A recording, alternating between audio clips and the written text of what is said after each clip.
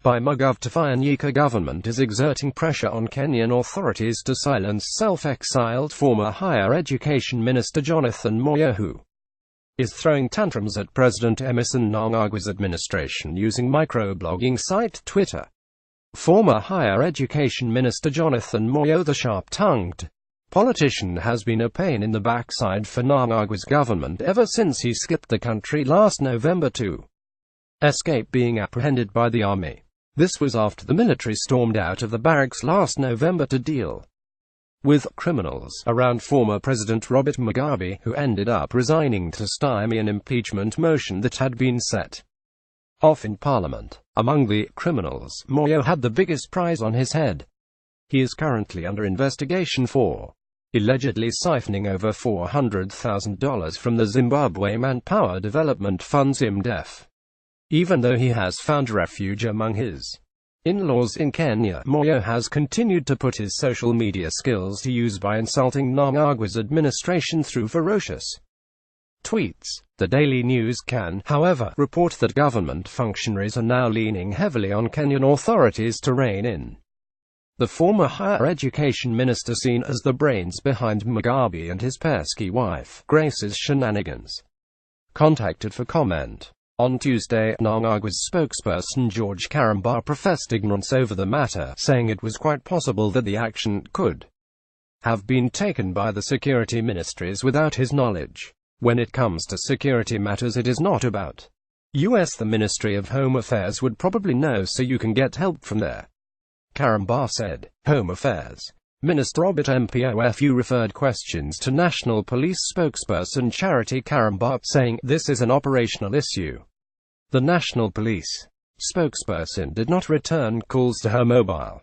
Zimbabwe and Kenya enjoy good bilateral relations, and it is on the basis of these cordial ties that Harare is hoping to convince Nairobi to muzzle the former ZANU-PF propagandist, whose tweets are making headlines in the private media. Sources said there are fears that Moyo could violate the Official Secrets Act by disclosing sensitive information he may have accessed during his time in government if allowed to continue spitting venom while holed up in Kenya, which may provide fodder to the opposition. Mnangagwa, whose name will appear on the ballot as ZANU-PF's presidential candidate for the first time in his political career spanning over 6 decades, is desperate to win the elections to be held before the end of July to prove to critics that he is a viable candidate. It is being argued by the Zimbabwean authorities that their counterparts should not allow Moyo to undermine a sister liberation war movement without consequence. Harare is impressing on its counterparts that there are Kenyan immigrants in Zimbabwe whom it is now allowing to voice the dislike for Uhuru Kenyatta's government because of the camaraderie between them. Moyo is one of the few allies of Mugabe who are still defending the fallen dictator. Soon after Mugabe's ouster, Moyo wrote in November last year that the presumption that an old violent looting dog can practice new tricks is nothing but a fallacy. He continued, "Once a 1980s military gukurihundist, always a gukurihundist, once a Kiadzwa diamond looter, always a looter. Generational renewal."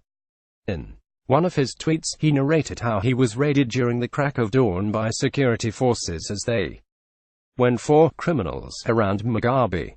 What would you do if you or your family survived a 2-3 p.m. ZDF attack on your house with 7 children, one of them 12 years old, by 25 SAS snipers with semi-automatic weapons randomly firing tracer bullets, stun grenades? Is this the new justice?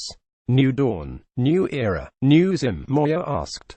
He also attacked the then Zimbabwe Defense Forces commander Constantino Chiwenga, saying the tragedy of the gun in Zim is that it's controlled by the same 1980s gukurihundists who've committed atrocities before and gotten away with it, and who are thus prone to repeat the atrocities ad infinitum unless until the people take control of the gun. Generational renewal.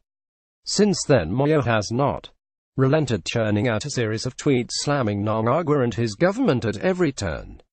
Mnangagwa is often accused of being behind the murder of over 20,000 civilians in Matabeleland and Midlands provinces in the mid-1980s when he was security minister. In his latest tweet on New Year's Eve, Moyo shot from the hip.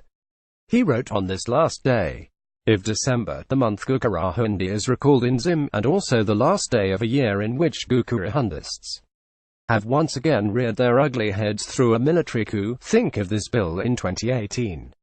He was apparently referring to a bill he pushed in the National Assembly when he was independent member of Parliament for Solotcho in 2007. The bill sought to establish a Gukurahundi National Memorial Board to promote lasting national cohesion, unity, truth, justice, reconciliation, stability, conflict prevention and the healing of the emotive and divisive wounds along with the suffering dating back to what has become known as the Gukurahundi atrocities. If you have issues with your father, the devil kills him says. He did it for you, will care for you better.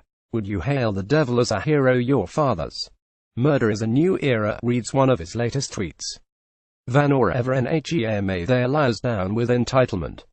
It's a new year, not a new era. Towards the end of last year, government sent on forced leave Zim stop executives to pave way for a forensic audit to be facilitated by the Auditor General.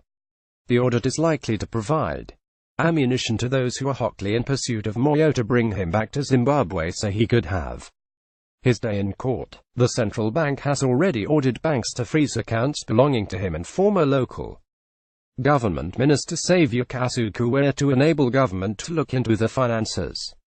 Moyo, a former local government minister Saviour Kasukuwere and ex-public service minister Patrick Duwea were linked to the Generation 40 faction of the ruling party, which wanted former First Lady Grace Mugabe to succeed her 93-year-old husband, Robert Mugabe, whose government was toppled in a military coup.